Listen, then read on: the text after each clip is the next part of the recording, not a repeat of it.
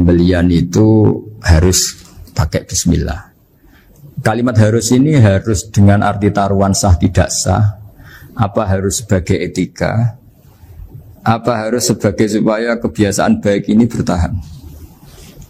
Saya ulang lagi ya. Misalnya Pak Arifin dawuh teng jenengan cung nyembelih pitik kudu maca bismillah. Kalau kamu memotong hewan harus baca bismillah. Kata harus itu apa artinya syarat sah? Sehingga kalau tidak baca tidak sah.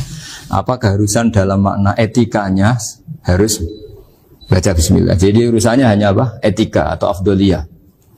Atau kita tidak ingin kultur baca bismillah itu hilang, sehingga barang tidak wajib pun kita wajibkan supaya kultur baca bismillah itu tidak hilang. Nah, Imam Syafi'i itu milih yang tidak wajib. Itu hanya urusan etika. Sehingga dhabihatul muslim meskipun tidak baca bismillah, baik secara sengaja maupun lupa tetap halal ya, tetap sah, tetap halal.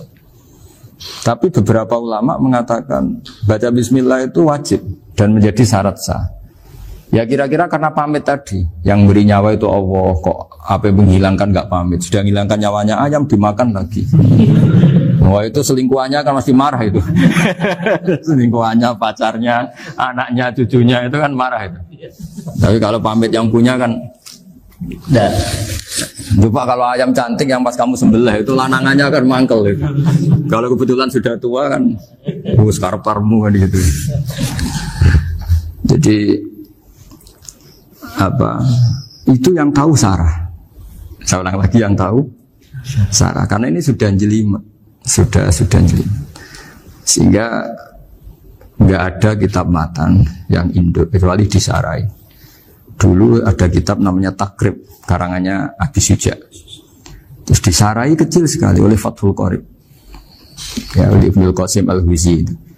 Terus disarai lagi oleh Bajuri. Jadinya Bajuri itu sudah sarhun ala sarhin warifin, ya, sudah sarhun ala sarhin, bukan sarhun ala matnin tapi sarhun ala sarhin. Nah, kenapa memang kita butuh itu? Saya ulang lagi, kita butuh itu. Nah, kenapa butuh? Ya karena mau tidak mau.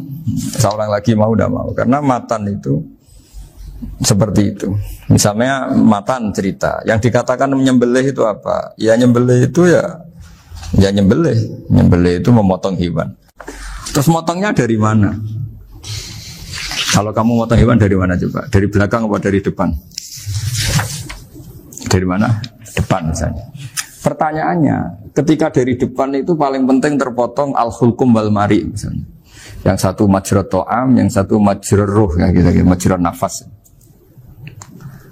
Tapi andekan dari belakang gimana? Tapi tetap terpotong. Mulai ribet kan? Kalau kubu sebelah kan enak, pokoknya nggak sunnah Rasul seperti itu, nggak mau debat.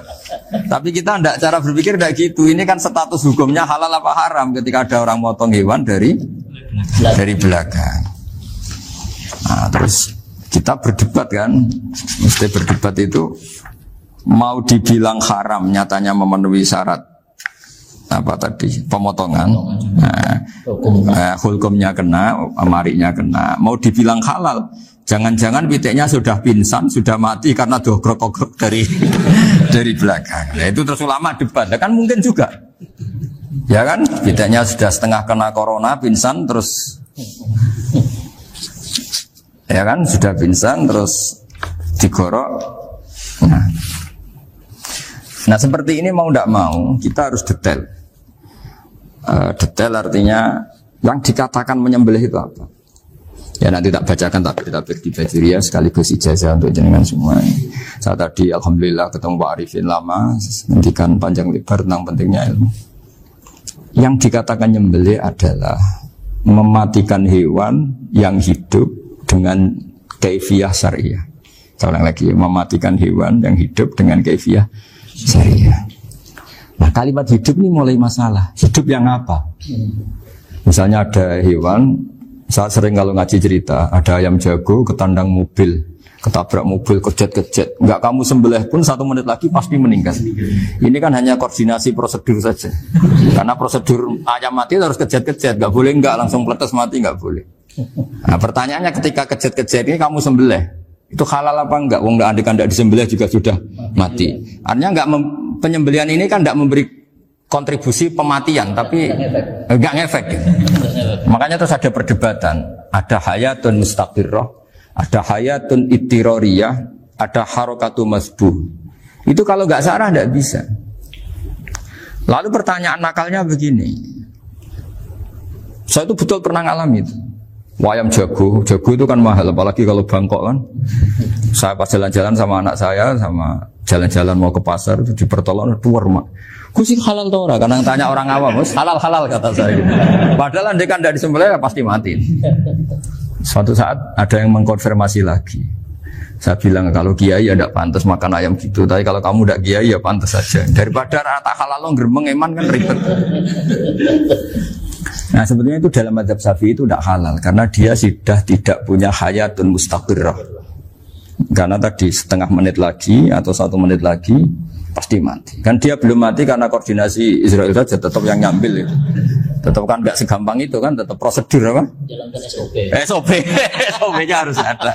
Nggak boleh mati selonang-selonang itu, nggak boleh. Tetap ada SOP kata Pak Arifin ada SOP. Dia kalau sama saya bisa buyon kalau.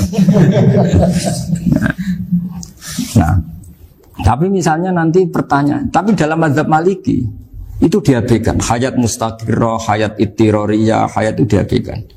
Cara berpikir Imam Malik lebih matematis. Kalau nggak disembelih itu matinya berapa menit? 1 menit lagi. Gara-gara disembelih dia mati sekarang. Berarti eksekutornya ya peso itu. Ya berarti peso itu memenuhi kriteria mematikan sesuatu yang masih hidup, hewan yang hidup dengan cara syar'i. Jadi andai kan ada rapat malaikat, matinya karena apa? Karena peso apa karena kecelakaan? Karena peso. Ya kan? Ya. Karena kalau nggak tanpa peso nunggu 1 menit, gara-gara disembelih langsung jadi sekarang. Nah karena hukum halal ini yang menarik dan menguntungkan.